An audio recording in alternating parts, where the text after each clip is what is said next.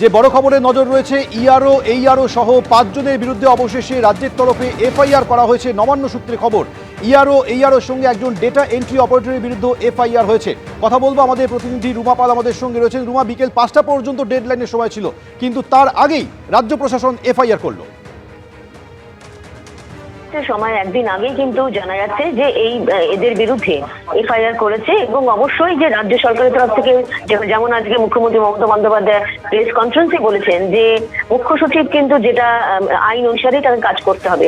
অর্থাৎ যে নির্বাচন কমিশন মুখ্য সচিবকে যখন তলব করেছিলেন, বলেছিলেন যে 17 তারিখ টাইম ফ্রেম দেওয়া হয়েছিল যে এফআইআর করতে হবে। যা জানা যাচ্ছে কালকে 9টার সময় কিন্তু এই এফআইআর হয়েছে দুজন এইআরও এবং একজন ডেটা এন্ট্রি অপারেটর।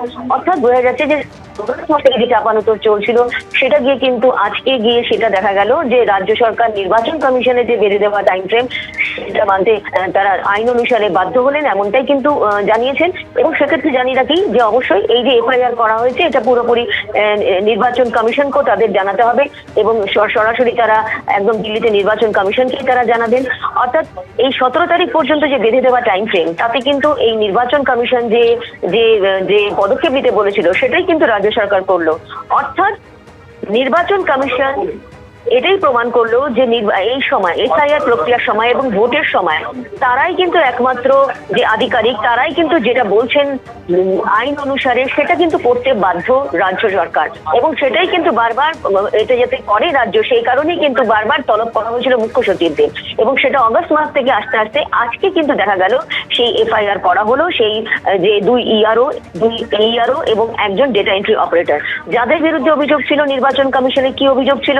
অভিযোগ ছিল যে এরা ভুয়ো ভাবে কিন্তু ভোটার লিস্টে এমন অবৈধ ভোটারের নাম ইনক্লুড করেছেন, যার ফলে কিন্তু নির্বাচন কমিশনের চোখে পড়েছে, প্রমাণস্বরূপ তাদের কাছে আছে এবং তাদের বিরুদ্ধে কিন্তু সেই ব্যবস্থা নিতে হবে। অবশেষে রাজ্য সরকার তাদের বিরুদ্ধে নির্বাচন কমিশনের কথা অনুযায়ী, আইন অনুযায়ী তাদের বিরুদ্ধে এফআইআর করেছে, এমনটাই কিন্তু জানা যাচ্ছে।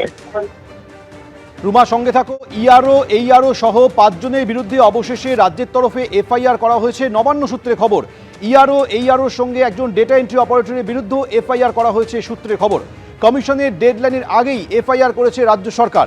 ভোটার লিস্টে গাফিলতির অভিযোগে অগাস্টে এফআইআর দায়েরের নির্দেশ দিয়েছিল নির্বাচন কমিশন। নির্দেশ কার্যকর না হওয়ায় মুখ্য সচিবকে ডেকে ফের করার নির্দেশ দেওয়া হয়। আজ বিকেল 5টা পর্যন্ত ডেডলাইন ছিল, সেই ডেডলাইনের আগেই দুপুরে এফআইআর করল রাজ্য প্রশাসন। ভোটার তালিকায় নাম নথিভুক্তির কাজে গাফিলতির অভিযোগে 2 জন ইআরও এবং 2 জন এইআরও সহ মোট 5 জনের বিরুদ্ধে এফআইআর করা হয়েছে। এই 5 জনের মধ্যে একজন ডেটা এন্ট্রি অপারেটর রয়েছেন। যোগাযোগ করতে পেরেছি প্রাক্তন এডিজি রাজ্য পুলিশ নজরুল ইসলাম।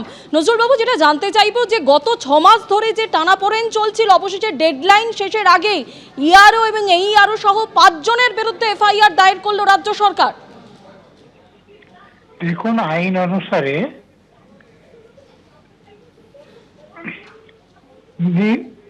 নির্বাচন কমিশন যে ডাইরেকশন দিয়েছে সেটা রাজ্য সরকার মানতে বাধ্য, কিন্তু আমাদের রাজ্য সরকার এতদিন মানেননি।